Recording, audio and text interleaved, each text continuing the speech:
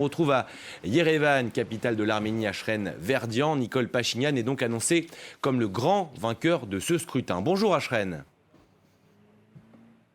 Oui, bonjour Florent. Alors maintenant c'est définitif, les résultats définitifs viennent de tomber. Selon la commission électorale arménienne, le contrat civil de Nicole Pachinian remporte donc 53,92% des voix. Il obtient donc une majorité. Derrière lui, il a l'Alliance Arménie de l'ancien président Robert Kotcharyan, 21,04% des voix seulement.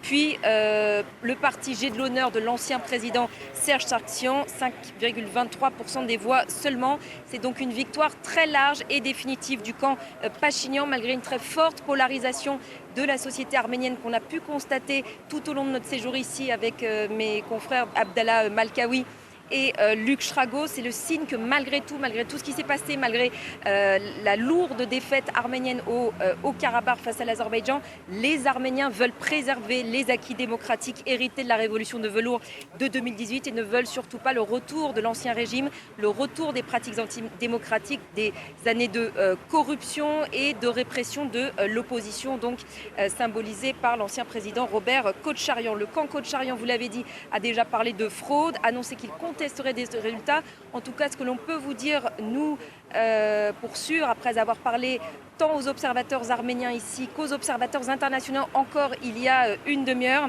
c'est que le scrutin a été régulier. Les observateurs internationaux disent que dans son ensemble, ce scrutin a été parfaitement régulier malgré quelques incidents épars. Et la question que l'on se pose désormais, Ashren, c'est est-ce que le pays va connaître un climat apaisé dans les prochains mois ?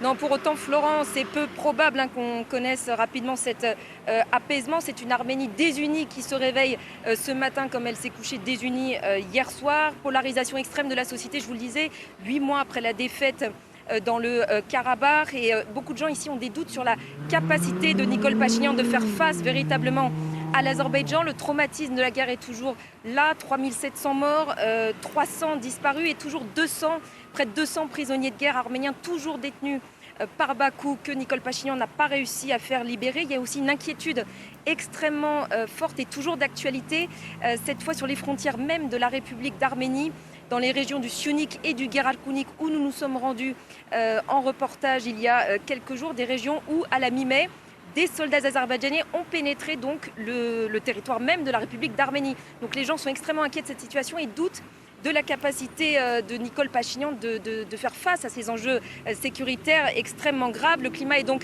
toujours très tendu, assez électrique ici. Nicole Pachinian a appelé ses partisans à se rassembler ici même sur la place de la République de Yerevan ce soir à 20h. Beaucoup espèrent qu'il n'y aura pas de violence post-électorale ce soir.